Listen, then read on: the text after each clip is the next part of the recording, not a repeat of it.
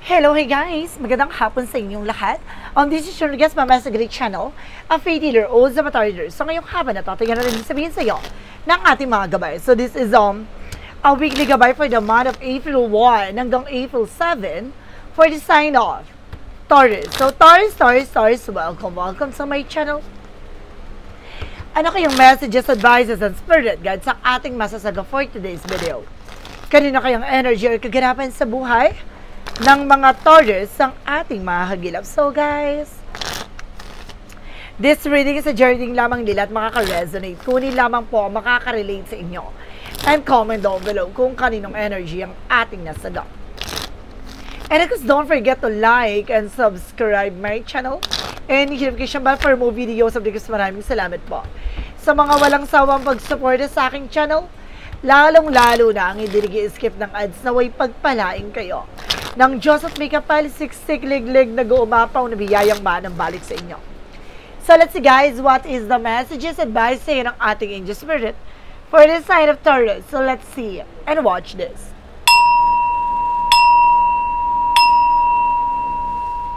Ano kaya kaganapan sa buhay ng mga Taurus signs ang ating mga ginap? So guys, tuklasin at bubulabugin natin angel spirit. Please give information po.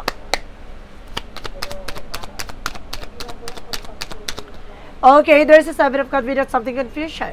Na maaaring naguguluhan ka, na may mga bagay dito na maaaring magbigay ng bagong oportunidad.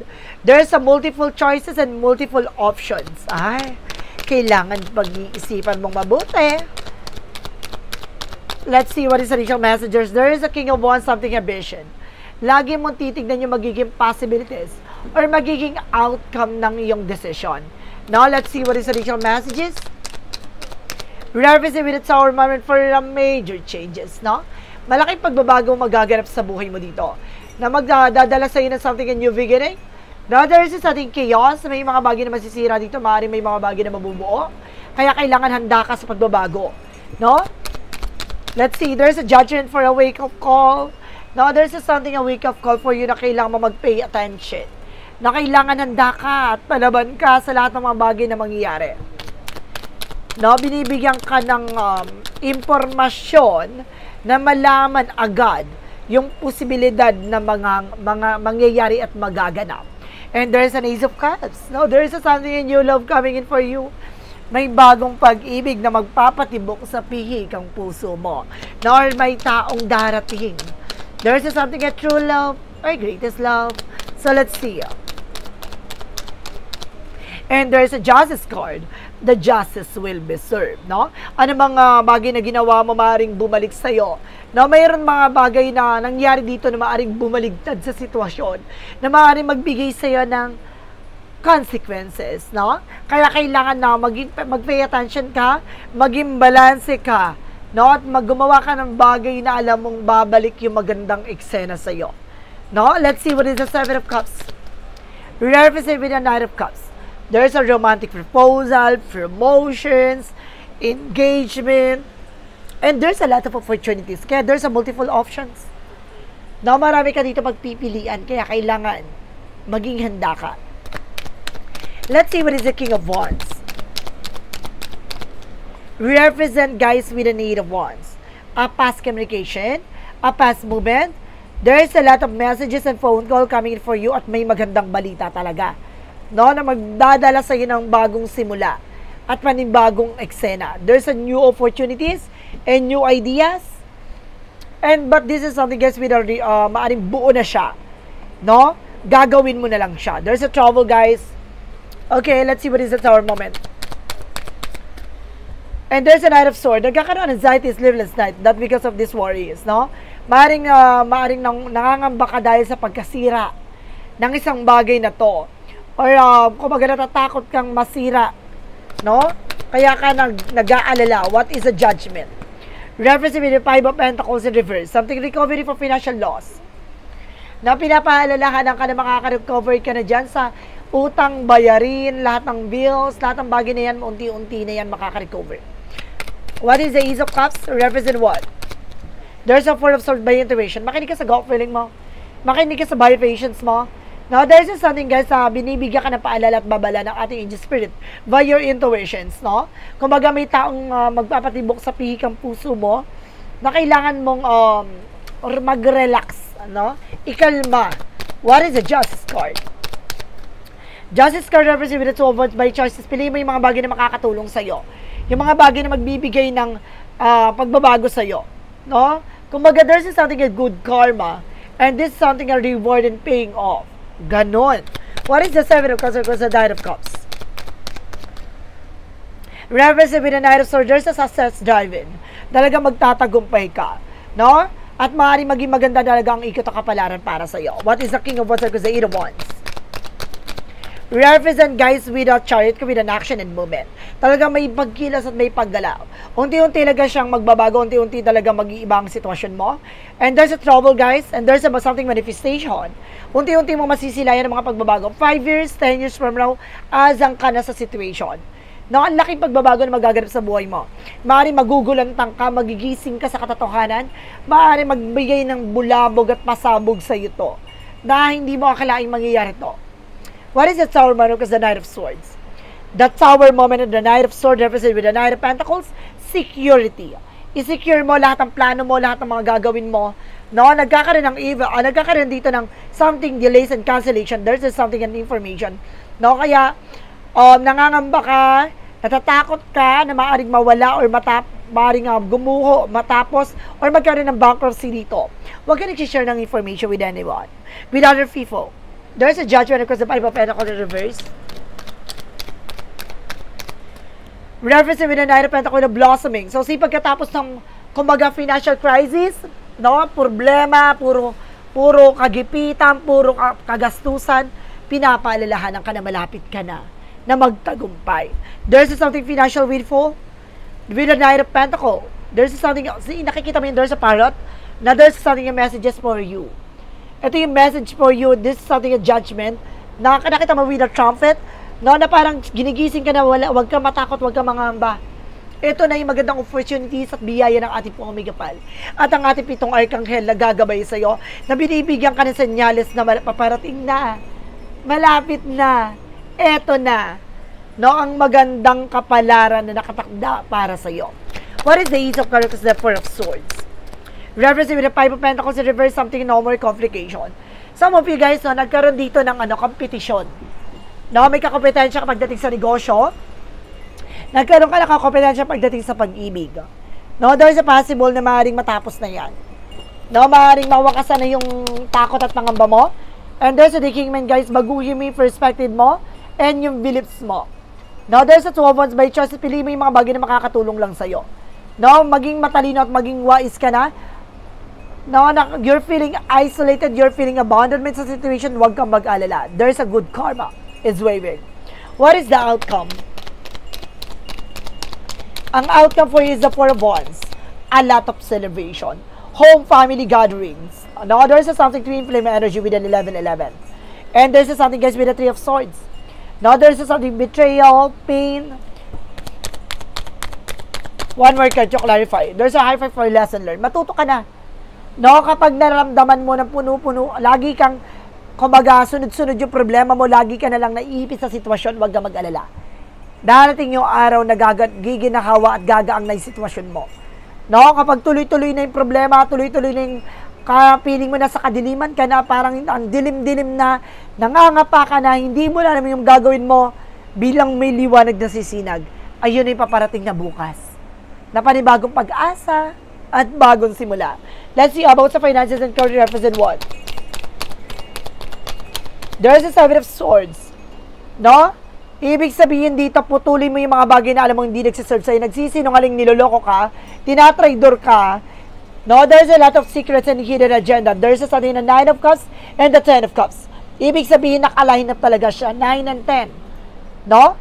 Parang step lang siya. 9 and 10. No? Pataas na siya.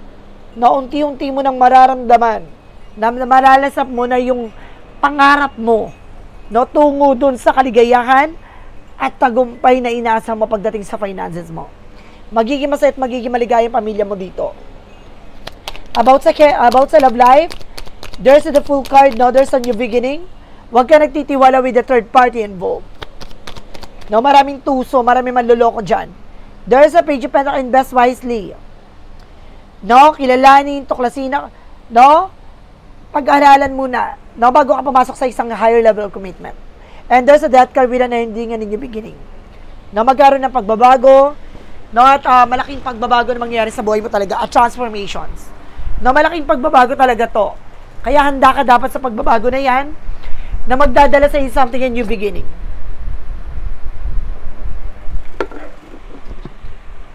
Hindi ka takot dapat dito na mag-invest sa sarili mo.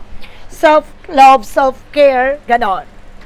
Dapat baguhin mo na yung dati mo nakagawian. No? Pagdating sa buhay pag-ibig. Minsan ka naging martir, minsan ka na naging tanga. Ngayon, no? Magiging matalino ka na and how to defend yourself. No? So, let's see. What is the initial messages about sa health? And there's another one for near to success. Napakalapit mo na. No, para magtagumpay. There's a page of something in intuition. Marami lang tumatakbo sa utak mo. No? Marami ka lang nararamdaman, especially sa pag-iisip, overthinking. Ganun lang, pero magiging maganda rin to. Nagkakaroon ka ng anxiety, sleepless, and worries. But, magiging maganda rin kalusugan mo dito. What is the magic of fairy messages represent what?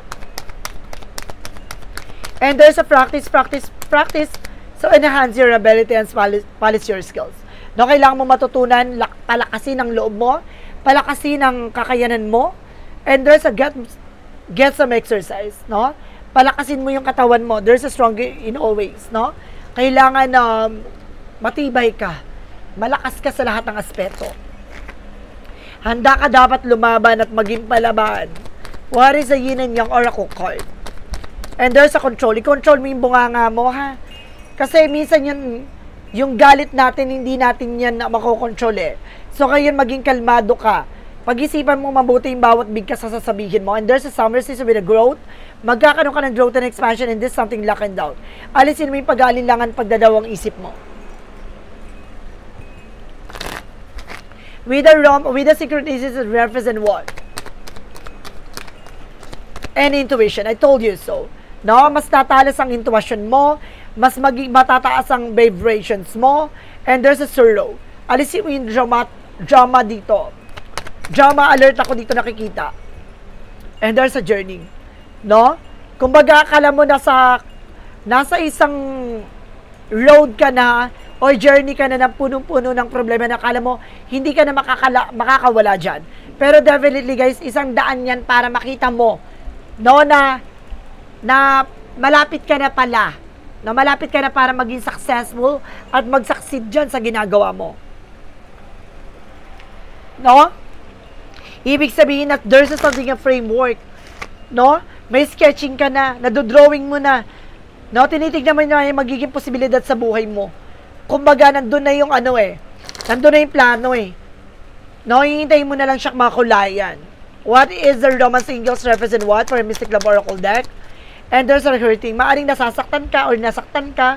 And this is something guys with a new love. Huwag ka mag-alala, may bagong pag-ibig. No? I-renew na may pag-asa pa. Huwag ka mag-alala, hindi ka mabubulok. No? Hindi ka magiging dalagang Pilipina or magiging binatang Pilipina, no? Or magtatandang binata, magtatandang dalaga, hindi ganoon. Magkakaroon ka ng bagong pag-ibig dito. What is Archangel Michael messages? Admit the truth to yourself and act accordingly. No? Tanggapin mo sa sarili mo yung katotohanan. Iwasan mo magpanggap. Lean on God and angel support. Nandito ang ating Panginoon sa inyo support at ginagabayan ka. Decide to be happy now. So, kailangan mo mag-decision na magiging masaya ka na. Simula ngayon. What is the angel's answer? And meditate brings answer. No, kailangan mo magdasal, mag-devotions, i-surrender lahat, and there's a remain positive. Manatili kang positibo at magiging positibo rin ang kalalabasan nito. And there's a don't stop. Huwag kang hihinto. No? Magtuloy-tuloy ka sa pangarap mo. At least ikaw nandyan na tinatrabaho mo na siya. What is the additional messages for angel spirit? And there's a loosen your grip. No? So, there's a let God in. Hayaan mo ang ating Panginoon ang magbigay sa iyo ng pagbabago o hayaan mo ang Panginoon ng magdala sa iyo no, sa talagang nasa palad mo, no, magbigay sa iyo ng something, changes talaga. And there's something, well of the Orca-Edders, with a deep love, napakalalim ng pinanggagalingan mo, pero magiging malalim din ang panghuhugutan nito dahil napakalalim na magiging successful ka. No, parang napakalalim ng pundasyon. Ang lalim ng mga pinagdadaanan mo, parang kumbaga talagang dinidikdik mo yung sarili mo sa lahat ng problema pinagdadaanan mo. Pero yun pala yung pinaka paghubog mo, no, para mas lalong lumakas ang pundasyon mo. Para ka naglalagay ng bakal na pinakamalalim. No, hanggang sa bubuhusan mo na lang siya.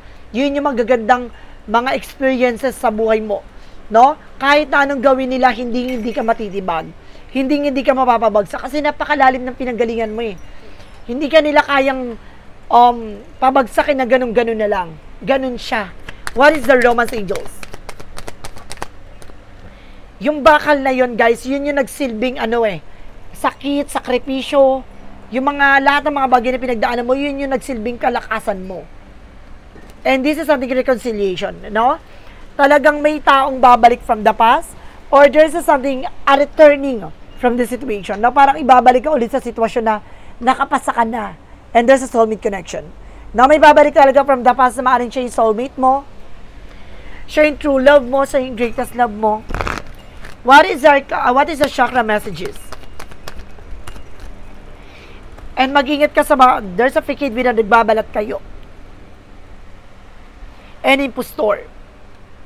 And there's a bittersweet, guys, no, may paitatatamis na tagumpay. No, and there's a destiny, guys. Destiny is yours. Talaga nasa kapalaran mo lahat ng to. Pagkatapos ng pait, may tamis ng tagumpay. No? Kasi alam mo, guys, sa lahat ng mga bagay pangyayari sa buhay mo, kumbaga unti-unti mo nakikilala yung mga taong totoo at hindi totoo sa'yo. Hanggang sa matuklasan mo, maalis mo lahat ng peke at yung mga taong hindi mo na pagkakatiwalaan. There's a fear. Alisin mo yung takot at pangamba mo. And there's a changes. Unti-unti magbabago yung mundong ginagalawan mo. Paghanda ka na. No? Paghanda ka ng baguhin ito. Kailangan hindi ka natakot. What is the initial messages? For problem solving. So, talaga masusolusyonan na yung mga problema mo. And there's a guided. Kasi may tumutulong sa'yo para may sa katuparan nito. May gumagabay sa'yo. What is our Arcangel messages?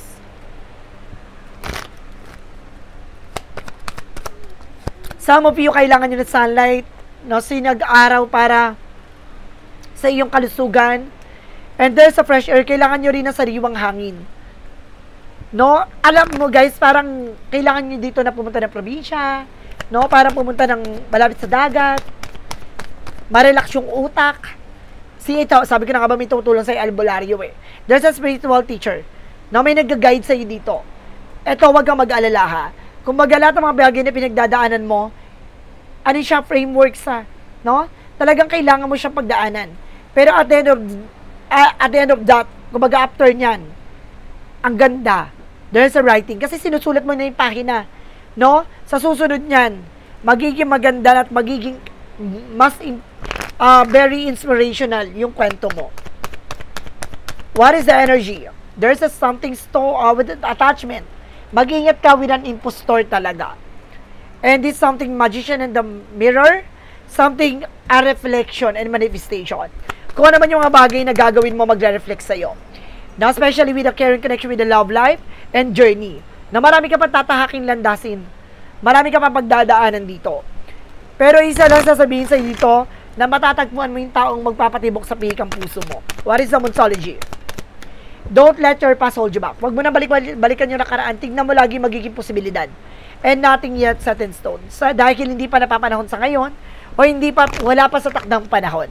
What is the Jesus loving quote said? Give and shall be given to you. So, ibibigay sa'yo ibibigay sa'yo yung mga bagay na karapat-dapat sa'yo. Kaya kailangan pakawalan mo, ipagkaloob mo. What is an angel's number? Represent what?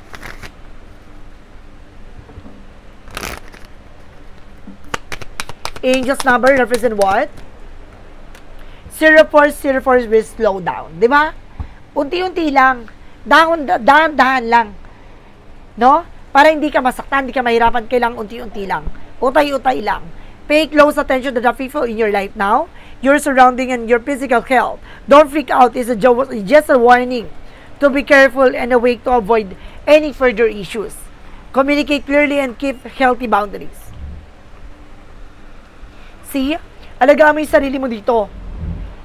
No, limitahan mo yung mga taong pagkakatiwalaan mo at kailangan mo kumawala sa mga taong toxic at minsan nanira at sinira ka. No, wag kang mag-alala. No, 100 lang yan sa lahat ng mga bagay na pinagdaanan mo tungo dun sa gusto mo mangyari sa buhay mo. Unti-unti lang yan, babaguhin lahat ng mga bagay na yan. It's a power struggles lang talaga. And there's an inner power. No, dito ka palalakasin, dito uhubugin lahat at pagsasama-samahin hanggang sa maging matibay at maging malakas ka. Today, I choose to see myself as significant. I acknowledge my true strength. I remain steadfast in the face of adversity. If I stumble, I pick myself up. Knowing that I am filled with the power of the universe, I accept and appreciate myself in every way. And continue in the most precious treasure of this world within me, the universe shines through me. So see, unti-unti mo matutuklasan talaga sa buhay mo, no, yung mga bagay na akala mo hindi mo kaya, akala mo hanggang doon ka na lang. Kumbaga yun pala, grabe yun pala yung matututunan mo sa sarili mo, na malalaman mo na kaya mo pala. So guys, this is a weekly gabay for the month of April 1 hanggang April 7 for the sign of Taurus. So Taurus, maraming salamat for this wonderful reading. So once again, this reading is a reading lamang nila at makaka-resonate. Kunin lamang po ang makaka-relate sa inyo and comment down below kung kaninong energy ang ating nasagap. And of course, don't forget to like and subscribe my channel. And hit notification bell for more videos of because maraming salamat po. Sa mga walang sawang pag-support sa aking channel, lalong-lalo na ang hindi nag-skip ng ads away pagpalain kayo. Nang just at may kapalisiksik, liglig na gumapo na biyayang manang balik sa inyo. Maraming salamat. And see you in the next video. Bye-bye and babush!